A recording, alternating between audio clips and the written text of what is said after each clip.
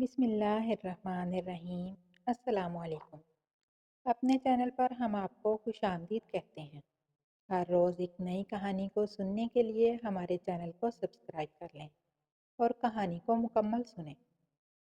میں جب بھی نہانے کے لیے باتھ روم میں جاتی، ایسے لگتا کہ جیسے مجھے کوئی دیکھ رہا ہے۔ حالانکہ گھر میں میرے 17 سالہ بیٹے کے علاوہ کوئی نہیں رہتا تھا۔ مجھے بیوہ ہوئے 3 سال ہو گئے تھے۔ پھر جب نہا کر باہر نکلتی تو وہاں کوئی بھی نہ ہوتا۔ میرا بیٹا بھی اپنے کمرے میں پڑھ رہا ہوتا۔ ایک دن میں نے ویسے ہی باتھ روم کا دروازہ بند کیا اور کمرے میں چلی گئی۔ ابھی تھوڑی دیر ہی گزری تھی کہ مجھے کسی کے چلنے کی آواز آئی۔ میں نے دیکھا میرا بیٹا ایک ہاتھ میں موبائل پکڑے اور دوسرے ہاتھ میں۔ میرا نام سمینہ ہے۔ میری عمر صرف 15 سال تھی جب میری شادی کروا دی گئی، اور میری شادی ایک حادثہ تھی۔ اس طرح کہ میری بڑی بہن کی شادی تھی اور میں اپنی بڑی بہن کی شادی کے لیے بہت خوش تھی۔ ہنستی کھیلتی ناچتی پھر رہی تھی۔ میری بڑی بہن بہت اداس تھی۔ شادی کے وقت وہ ہمارے گھر سے جانے کس کے ساتھ بھاگ گئی۔ تب ہمیں پتہ چلا جب ہم نے دیکھا کہ وہ اپنے کمرے میں موجود نہیں ہے۔ وہاں پر شور مچ گیا کہ دلہن تو بھاگ گئی ہے، لیکن ابھی یہ بات باراتیوں میں نہیں پھیلی تھی۔ میری بہن کی ساس نے شور ڈال دیا کہ چلو واپس چلو۔ سب سمجھا رہے تھے کہ اگر آپ لوٹ جاتی ہیں تو ہم کسی کو منہ دکھانے کے قابل نہیں رہیں گے۔ میرے بہنوئی نے شاید پہلے سے ہی مجھ پر نظر رکھی ہوئی تھی کہ اس نے کہا مجھے چھوٹی بہن کا رشتہ دے دیں تاکہ آپ کی بھی عزت رہ جائے اور ہماری بھی۔ اس کے بعد لوگ جو بھی باتیں بنائیں گے، کم سے کم آپ کی بیٹی میرے نکاح میں تو آ جائے گی۔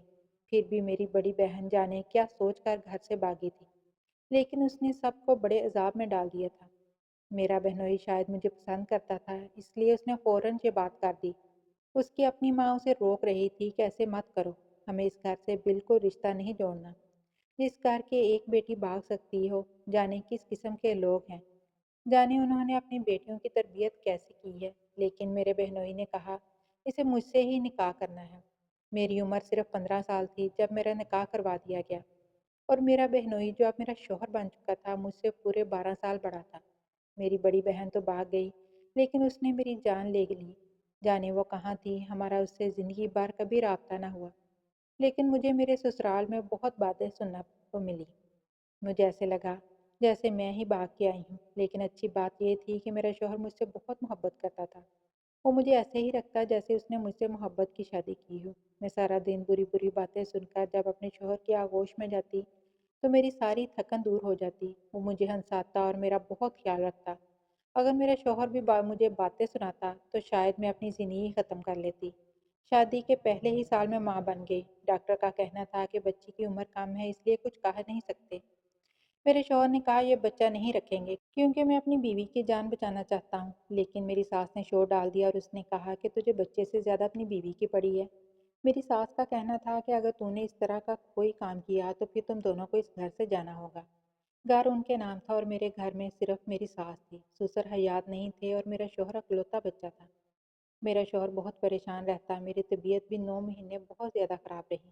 عین وقت پر جب میرے شوہر سے پوچھا گیا کہ بیوی کو بچانا ہے یا بچے کو، تو اس نے کہا میری بیوی کو بچائیں۔ میری ساس نے کہا کہ بچے کو بچائیں گے، اور ڈاکٹر کا کہنا تھا جو لڑکی کا شوہر کہے گا وہی ہوگا اور اسی کے دستخط بھی ہوں گے۔ میرے شوہر نے کہا بیوی کو بچائیں، لیکن میری جان بھی بچ گئی اور میرا بیٹا بھی صحیح سلامت تھا۔ میں گھر آ گئی۔ اس کے بعد میرے شوہر نے میرا مزید خیال رکھا۔ 2 سال بعد میری ساس اس دنیا سے چلی گئی۔ گھر میرے شوہر کے نام پر ہو گیا۔ میرا بیٹا اس وقت 3 سال کا تھا۔ اپنے بیٹے کا نام میں نے عامر رکھا۔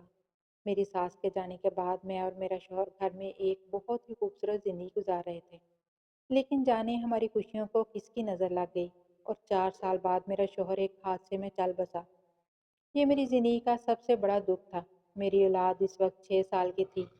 میں بتا نہیں سکتی کہ میں نے کس طرح اس دکھ کے ساتھ اپنی زندگی گزاری۔ میں نے دوبارہ کبھی نہ شادی کرنے کا فیصلہ کیا۔ میں 22 سال کی عمر میں بیوہ ہو چکی تھی۔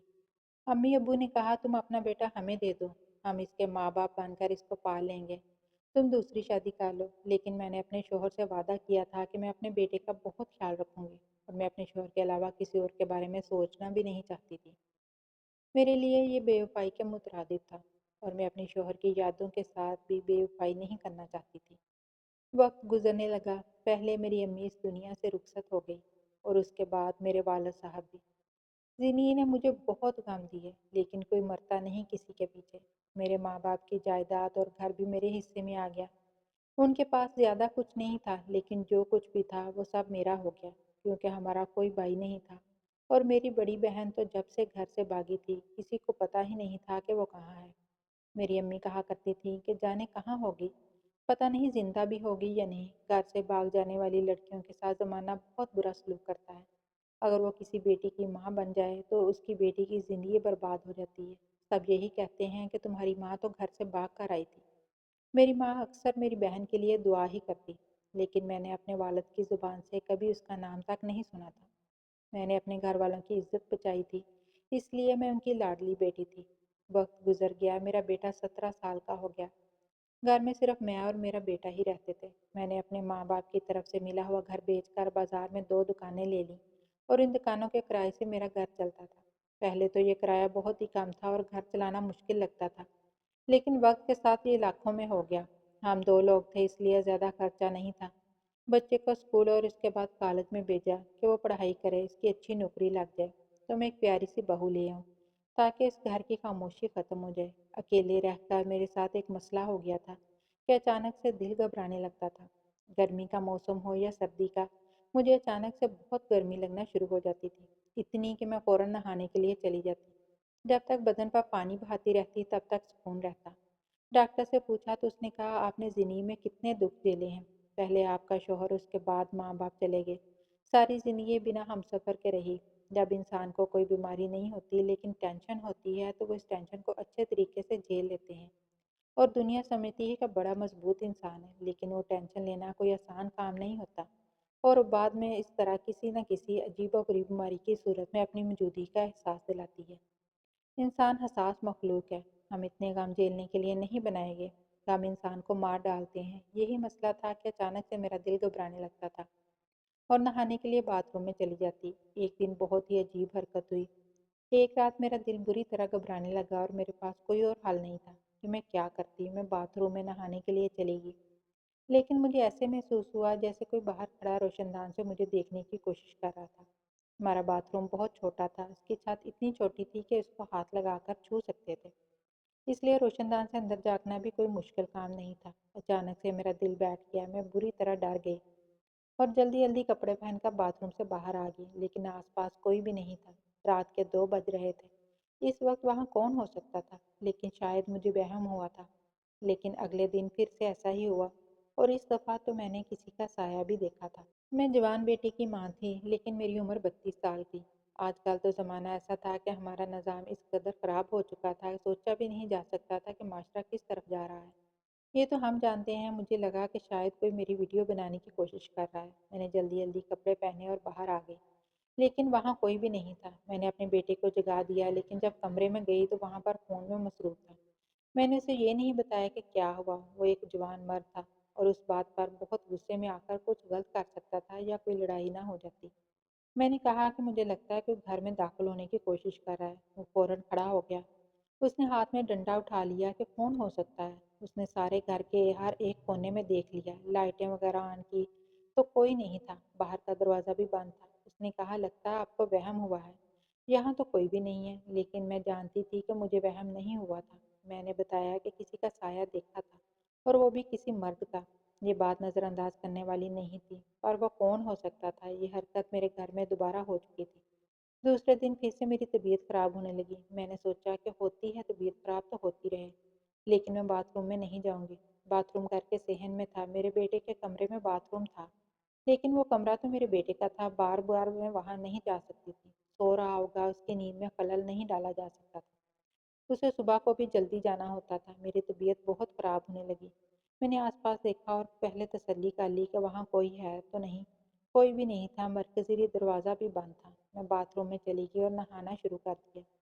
لیکن آج تو حد ہی ہو گئی۔ آج تو میں نے باقاعدہ اس شخص کا سایہ دیکھا، بلکہ اس کے قدموں کی آواز بھی سنی۔ میرا دل بری طرح بیٹھ گیا۔ میری عقل نے کام کیا اور میں نے باتھ روم کی لائٹ آف کر دی تاکہ باہر جو بھی کھڑا ہے وہ مجھے نہ دیکھ سکے۔ میں نے بری طرح چلا چلا کر اپنے بیٹے کو آوازیں دینا شروع کر دی۔ میرا بیٹا جب باہر آیا تو میں نے اسے کہا تم ضرور نیند سے جاگے ہوئے ہوگے، لیکن مجھے لگتا ہے کہ گھر میں کوئی ہے۔ وہ نیند سے جاگا ہوا نہیں لگ رہا تھا۔ वो जाग रहा था। मैंने फिर से सारा घर देखा लेकिन घर में कोई भी नहीं था। तो उसने मुझे बैठाया और कहा, अब सारा दिन परेशान रहती हैं, क्या सोचती रहती हैं, किसी बात की टेंशन है आपको? मैंने कहा कि मुझे वहम नहीं हो रहा। बेटे ने कहा कि घर में कोई नहीं है। मेरा बेटा इस बात पर यकीन नहीं कर रहा था। वो ये समझ रहा था कि मैं किसी टेंशन में हूँ, इसीलिए मुझे इस तरह के वहम हो रहे हैं। अगले दिन मैंने सोच लिया कि मुझे क्या करना है। बाथरूम के सामने कुछ मिट्टी फेंकी और इस मिट्टी के ऊपर पानी फेंक दिया। इस तरह के कोई वहाँ खड़ा हो तो उसके पैरों के निशान भी बन जाएं। फिर रात के वक्त उठी और नॉर्मल तरीके से चलती हुई बाथरूम में आ गई। थोड़ी देर बाद मुझे किसी के चलने की आवाज़ आई। मैंने नहा नहीं रही थी बल्कि चुपचाप खड़ी थी। मैंने अचानक से दरवाजे की कुंडी खोल दी। जो भी शख्स खड़ा है वहाँ से भाग जाएगा, क्योंकि फिलहाल मुझे सिर्फ इतना जानना था कि ये मेरा वहम था या वाकई बाहर कोई मौजूद था। मैं बाहर निकल के आई, वहाँ पर कोई नहीं था। अंधेरे में कुछ नज़र नहीं आ रहा था। मैं कमरे से टॉर्च लेकर आई और उस जगह पर रोशनी डाली जहाँ मैंने मिट्टी फेंकी थी। ये देखकर मेरे कदमों तले से ज़मीन निकल गई, क्योंकि वहाँ पर पैरों के निशान मौजूद थे। इसका मतलब मुझे कोई वहम नहीं हो रहा था, बल्कि मेरे घर में कोई था। ये महसूस करके तो मेरा दिल बैठ गया कि कौन हो सकता है, कौन ये कर रहा था। मेरी तो किसी के साथ दुश्मनी भी नहीं थी। सुबह हुई तो मैंने इस जगह को गौर से देखा। जैसे रोशनी हुई मैं इस तरफ भाग कर आई। मैंने कदमों के निशान देख लिए। पाँव का साइज वही लग रहा था जो शायद मेरे बेटे का होगा, यानी कोई मेरे बेटे की उम्र का ही था। परेशान तो बहुत थी लेकिन क्या कर सकती थी, मुझे क्या करना चाहिए मुझे कुछ समझ नहीं आ रहा था। मैंने सोच लिया कि इस बाथरूम में नहीं जाऊंगी, लेकिन कब तक नहीं जाती, ये मेरा घर था। क्या मैं अपने घर में ही डर रही थी? और अगर वो शख्स मेरे घर में आ जाता था तो वो कुछ भी कर सकता था, मेरे बेटे को भी नुकसान पहुंचा सकता था। यूं तो मेरी उम्र ज़्यादा नहीं थी, लेकिन मुझसे घर के काम नहीं होते थे, क्योंकि मेरा असाबी निज़ाम बहुत कमज़ोर था। इसलिए मैंने एक नौकरानी रखी हुई थी जो 2 दिन बाद आकर काम करती थी। घर में हम 2 लोग थे, इसलिए गंदगी भी नहीं होती थी और खाना वगैरह मैं खुद ही बना लिया करती थी। वही नौकरानी कमरे में पोछा वगैरह लगाती कि मेरे बेटे ने आकर फर्श पर मिट्टी वाले पाँव रख दिए। नौकरानी ने कहा कि छोटे साहब, अभी तो मैंने सफाई की थी। मेरे बेटे ने हंसकर कहा, अच्छा नहीं करता, और वहां से गुजर गया। जब वो जूते के निशान साफ कर रही थी तो मेरे कदमों तले से ज़मीन निकल गई। मैंने उसे रोक दिया, उसे कहा, इसको साफ मत करो, और गौर से देखने लगी, क्योंकि ये पैरों के निशान तो वैसे ही निशान लग रहे थे जैसे बाथरूम के बाहर मिट्टी पर बने हुए थे। यानी कि इस निशान का प्रिंट था, वही प्रिंट जो इस मिट्टी पर बना हुआ था। पर यह प्रिंट तो मेरे बेटे के जूतों का भी था। क्या यह ज़्यादा बड़ा इत्तेफाक नहीं था कि मेरे घर आने वाले चोर और मेरे बेटे ने बिल्कुल एक जैसे जूते पहने थे? तो क्या वो मेरा बेटा ही था? अचानक से मेरी तबीयत खराब हुई, मेरा सर चकराने लगा। नौकरानी ने मेरा हाथ पकड़कर मुझे बिठाया और मेरे बेटे को आवाज़ दी कि जल्दी आएं, आपकी अम्मी को कुछ हो रहा है। मेरा बेटा भागा भागा आया, मुझे करीब के क्लिनिक पर ले गया। डॉक्टर ने कहा कि आप बहुत कमज़ोर हैं, आप किसी भी किस्म की परेशानी से दूर रहें, जहन पर दबाव भी नहीं डालें। वापस आते हुए कुछ अजीब हुआ। जब हम रक्शे में बैठने लगे तो मैंने एक औरत को देखा जिसने अपने आप को काली चादर में लपेटा हुआ था, और वो एक खंबे की आड़ से मुझे देख रही थी। यानी कि मुझे एहसास हुआ कि उसको जानती हूँ, कि जैसे वो मेरी कुछ लगती है। लेकिन मेरा तो इस दुनिया में कोई भी नहीं था। फिर ऐसे कैसे हो सकता था? मेरे बेटे ने मुझे देख लिया और कहा, घर चलें, आपकी तबीयत खराब है, आपको आराम की सख्त ज़रूरत है। मेरा बेटा कितनी मेरी फिक्र कर रहा था, इतनी घटिया हरकत कैसे कर सकता था? उसे इस तरह की हरकत करके क्या मिलना था? वही तो मेरा इकलौता रिश्ता था, मेरा बेटा, मेरा माँ, मेरा सब कुछ वही तो था। वो तो मेरा मुहाफ़िज़ था। पर जब सब कुछ अपनी आँखों से देखा तो फिर गलती की गुंजाइश कहाँ थी? समझ नहीं आ रहा था कि ये सब क्या हो रहा है। ये बात भी तो मैंने नोट की थी कि घर का दरवाज़ा बंद था, कि कोई अंदर फिर कैसे आ सकता था? जब भी आधी रात को मैंने अपने बेटे को जगाया कि घर में कोई है, तो मेरा बेटा सो नहीं रहा होता था, बल्कि जाग रहा होता था। और फिर इस मिट्टी पर बिल्कुल वैसे ही जूतों के निशान कैसे आ सकते थे जैसा जूता मेरा बेटा पहनता था? दिल मानता तो नहीं था, पर दिमाग बार बार इशारा कर रहा था कि कुछ तो गड़बड़ है। अब मुझे कुछ भी करके इस शख्स को रंगे हाथों पकड़ना था कि वो कौन है। अब मुझे एक प्लान की ज़रूरत थी और मुझे प्लान के तहत ही चलना था। मैंने अपने दिमाग में एक प्लान बना लिया। अपने बेटे से बातों बातों में पूछा कि तुम रात भर जागते क्यों रहते हो? कहता, मैं पढ़ाई करता हूँ। मैंने कहा कि आज तो तुम्हारा कोई काम नहीं है ना, क्योंकि अब तो तुम्हें दिसंबर की छुट्टियां होने वाली हैं। तो उसने कहा, आज कोई काम नहीं है, आज मैं सुकून से सो जाऊंगा। मैंने कहा, ठीक है। मुझे नींद कहाँ आ रही थी। मैंने थोड़ी देर बाद जाके देखा, मेरा बेटा सुकून से सो रहा था। जिस वक्त पर यह काम शुरू होता था मैं जल्दी जल्दी बाथरूम तक गई और इशारा दिया कि जैसे मैं बाथरूम के अंदर चली गई हूँ। वॉशरूम का दरवाज़ा भी ज़ोर से बंद किया और अंदर जाकर पानी की टूटी भी खोल दी, जिससे ऐसे लग रहा था कि मैं नहा रही हूँ। लेकिन मैं बाथरूम में नहीं थी, बल्कि किचन में खड़ी थी, जहाँ से बाथरूम का हिस्सा साफ नजर आता था। मेरे हाथ में डंडा भी था। मैं वहीं पर बैठी थी। अभी 2 पल ही गुजरे थे कि मेरी आंखों ने कुछ ऐसा देखा कि मेरी सांस फूल गई। एक लड़का उस तरफ बढ़ा था। कम रोशनी की वजह से उसका चेहरा दिखाई ना दिया था, लेकिन वो बिल्कुल मेरे बेटे के जैसा था। उसके पैरों में जूते और कपड़े भी मेरे बेटे जैसे थे। इसका मतलब कि वो मेरा बेटा ही था। उसके हाथ में खून था और वो रोशनदान तक अपना हाथ ऊंचा करके वीडियो बनाने की कोशिश कर रहा था।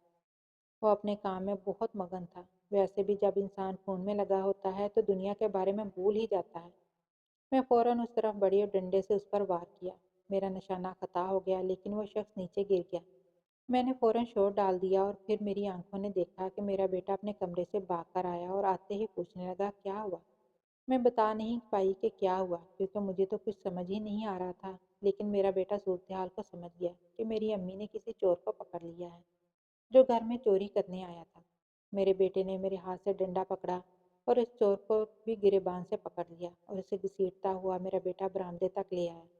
लेकिन जब उसके सर से टोपी हटी तो मेरा दिल बैठ गया, क्योंकि वो कोई मर्द नहीं, वो एक औरत थी। और वो कौन थी मैं अच्छी तरह जानती थी। वो मेरी बड़ी बहन थी, जो मेरे ही बेटे जैसे कपड़े पहनकर, उसके जूते पहनकर मेरे घर में दाखिल हुई थी और मेरी नाजेबा वीडियो बनाना चाहती थी। लेकिन मेरी बहन ऐसा क्यों करेगी? मैं अपनी बहन को इतने साल बाद देखकर कभी उदास ना होती। मेरे दिल में जितने भी शिकवे थे शायद मैं उसे माफ़ कर देती, लेकिन इस तरह देखकर मेरा दिल बुरी तरह तड़प उठा था। मैंने इतने साल बाद अपनी बड़ी बहन को देखा था, इस बहन को जिसको मैंने हमेशा से प्यार किया था। बचपन में उसके साथ खेलती थी, अपने दिल की बातें किया करती थी। आज उसको अपने खिलाफ एक नफरत अंगेज हरकत करते हुए मैंने उसे रंगे हाथों पकड़ा था। वो ये सब कुछ क्यों करना चाहती थी? मेरा बेटा उसको नहीं जानता था, करीब था कि मेरा बेटा उस पर हाथ उठा देता। मैंने अपने बेटे को रोका और कहा, यह तुम्हारी खाला है। वो हैरान रह गया। जिस औरत को इस दिन मैंने काली चादर में देखा, शायद मेरी बहन थी, जो उस दिन भी मुझ पर नजर रख रही थी। इसकी हालत बहुत बुरी थी। वो बहुत कमजोर लग रही थी, हालांकि मुझसे सिर्फ 4 साल बड़ी थी। तुम यहाँ पर क्या कर रही हो? और तुमने अपना क्या हाल बना रखा है? मैंने उसे बहुत ही अपनाइए से पूछा, जैसे जो कुछ उसने किया उसके लिए मैंने पहले ही माफ कर दिया हो। लेकिन वो बोली, तू ऐसे के जैसे मुझे खा जाएगी। बस बस, बड़ी आई मेरे हाल की फिक्र करने वाली। अम्मी अब्बू की नज़रों में अच्छा बनने के लिए मेरी जगह पर बैठ गई, मेरे होने वाले शौहर से शादी कर ली, इसका घर भी ले लिया और माँ बाप की सारी जायदाद भी अपने नाम करवा ली। मेरा होने वाला शौहर पहले से ही तुम पर मिटा था। ये तो मुझे पहले ही पता था, तभी तो तुम्हारे लिए दीवाना हो गया। मैं सब कुछ जानती हूँ, तुम अकेले ही सब कुछ खाना चाहती हो। मुझे तो दूध से मक्खी की तरह निकाल दिया तुमने। अगर मैं तुमसे ये सब मांगती हूँ तो तुम मुझे कभी भी ना देती। अब्बू ने तो पहले ही मुझे मेरे हिस्से से आग कर दिया था, इसलिए मैंने सोचा कि मैं तुम्हें ब्लैकमेल करूंगी। पर यह करती तो कैसे करती? तुम्हारे पास वैसे भी कुछ नहीं था, लेकिन इज्जत तो थी। 17 साल के बेटे की माँ बन गई हो तो क्या हुआ, अभी भी तुम जवान औरत ही हो। तुम्हारी कोई वीडियो बनाकर और फिर तुम्हें इसके साथ ब्लैकमेल करके मैंने तुम्हें जलील करना था, और आराम से बैठने वाली नहीं हूँ। मुझे मेरा हिस्सा चाहिए। मेरी बहन पागलों की तरह बोल रही थी। वो बिल्कुल भी ठीक नहीं लग रही थी। कभी बात करती, कभी हंसती, कभी रोना शुरू कर देती। मैंने उसे समझाने की कोशिश की कि तुम किस किस्म की बातें कर रही हो, क्या हो गया है तुम्हें? लेकिन वो मेरी कोई बात नहीं समझ रही थी। उसने चीखना चिल्लाना शुरू कर दिया, अपने आप को तकलीफ पहुंचाने की कोशिश करने लगी। वो नॉर्मल नहीं थी, बेहोश हो गई। हमने उसे कमरे में लिटाया। उसकी हालत बहुत बुरी थी। ऐसा लगता था कि वो काफ़ी अरसे से नहाई नहीं थी। शायद इसीलिए उसने मेरे बेटे के जूते और कपड़े पहने थे, क्योंकि इस वक्त उसके पैरों में जूते नहीं होंगे। वो सुबह जागी तो तब भी हमारे काबू में नहीं आ रही थी। ना खाना खा रही थी, ना कुछ और। वो तो मुझ पर हाथ भी उठाने लगी। हम उसको डॉक्टर के पास ले गए। वहां जाकर बहुत सी बातें पता चली। उसके पास जो खून था वो भी चोरी का था। मेरी बहन ज़हनी मरीज़ा बन चुकी थी। वो अपने बारे में कुछ अजीबो-गरीब बातें बता रही थी कि उनकी कुछ भी समझ नहीं आ रही थी। उसके फ़ोन में किसी औरत का नंबर था जिसको हमने कॉल की। हमने उसको बुलाया, वो हमसे मिलने आ रही थी, क्योंकि वो भी मेरी बहन को तलाश कर रही थी। वो मेरी बहन के शौहर की एक कज़न थी। वो लड़की हमसे मिलने हमारे घर आ गई और मैं अपनी बहन को भी वापस घर ले आई। उसने बताया, ये लड़की हमारे खानदान में भाग कर आई, इसलिए सब ने इसको बहुत बातें सुनाई। सास ने बहुत तंग किया, अल्लाह ने इसको बेटी से नवाजा, लेकिन इसकी बेटी 2 हफ्ते बाद ही इस दुनिया से चली गई। इसके बाद से इसकी हालत ऐसी हो गई, इसके शौहर ने दूसरी शादी कर ली, घर में पड़ी रहती थी, इसको कोई पूछता नहीं था। एक मैं ही इसका ख्याल रखती हूँ, क्योंकि इसको बहुत गुस्सा आता था। इसी तरह साल गुजर गए। अपनी ज़िंदगी इसने ऐसे ही गुजारी है, पागल हो गई है और इस घर से भाग गई। कभी मेरे घर आ जाती है और कभी ऐसे गायब हो जाती है कि किसी को पता नहीं चलता कि कहाँ गई है। इसकी हालत बहुत बुरी है। उसने मुझे तुम्हारे बारे में बताया था। ये बहुत शर्मिंदा थी। उसको ये भी नहीं पता कि इसके माँ बाप इस दुनिया से कब गए। इसी का अंजाम बहुत बुरा हुआ था। मुझे अपनी बहन पर बहुत तरस आया। उसने जो कुछ भी किया था, लेकिन उसे सज़ा ज़्यादा मिल रही थी। मैं उसे अपने घर ले आई। मैंने अपनी बहन का इलाज करवाना शुरू कर दिया। डॉक्टर के मुताबिक उसे एक ज़हनी बीमारी लग गई थी, जिसमें उसे लगता था कि सब उसके दुश्मन हैं और वो अपना सबसे बड़ा दुश्मन मुझे समझती थी। लेकिन डॉक्टर का कहना था कि वो ठीक हो सकती है। इसका इलाज करवाया और इस पर मेहनत की, इसको प्यार दिया और आहिस्ता आहिस्ता वो एक नॉर्मल इंसान बन गई। मुझसे माफ़ी मांगी, मुझे अपने सारे दुख बताए। अब मैं और मेरी बहन एक साथ रहते हैं। मुझे मेरी बहन पर वापस मिल गई, इसलिए मुझे इस बात की खुशी है, क्योंकि वो मेरे खानदान का हिस्सा है।